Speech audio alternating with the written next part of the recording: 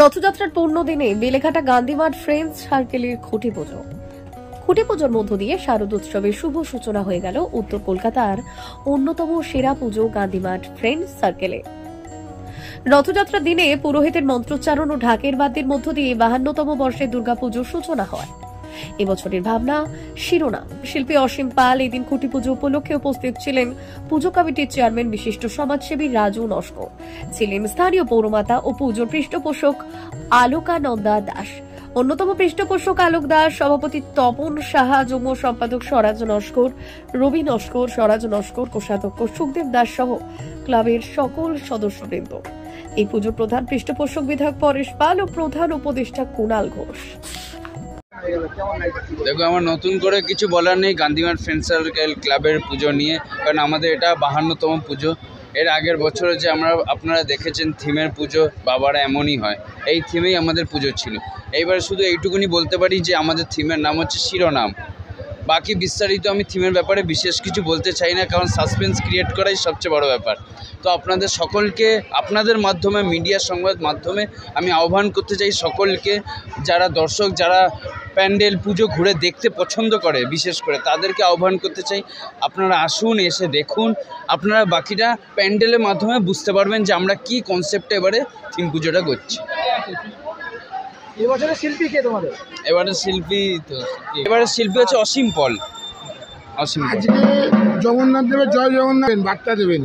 দেখুন, বার্তা আমি এইটুকুনি বলতে পারি যে আজকে একটা শুভ দিনে হয়তো জগন্নাথ দেবের যে এত বড় একটা পুজো সারা গোটা দেশ জুড়ে, পুরী থেকে শুরু করে, দীঘা থেকে শুরু করে, যেইভাবে জগন্নাথ দেবের পুজো, তার শুভ দিনে এই সূচনা করে আমরা নিজেরা খুব গর্ববোধ করি যে আমাদের এত শুভ দিনে আজকে এই খুঁটি পুজো হয়েছে। আগামী দিনে আমরা অনেক শুভ কাজ করতে চাই এবং এই পুজোটাকে অনেক শুভ একটা মোড়ে পৌঁছাতে চাই। আমরা এখন আমাদের মন পড়েছে জগন্নাথে, দীঘাতে। আমরা দেখছি দীঘায় আমাদের প্রধানমন্ত্রীর যে বার্তা দিচ্ছে একটা, আর মুখ্যমন্ত্রী কি বার্তা, এটা আমরা কম্পেয়ার করছি। বাংলা বাঁচাবে মুখ্যমন্ত্রী, আজকে কি বার্তা কালকে দিয়েছে মুখ্যমন্ত্রী, বাধ্য হয়েছে একটা প্রেস করতে, যাতে আবার বাংলাকে একটা গ্রাস করার চক্রান্ত হচ্ছে। সুতরাং আমরা আজকে শুভ দিনে আজকে যেমন খুঁটি পুজো হচ্ছে, জগন্নাথের পুজো হচ্ছে, জগন্নাথের পুজোতে বেলেঘাটায় ঐতিহ্যবাহী পাপন মেলা হবে, পাপন উৎসব হচ্ছে।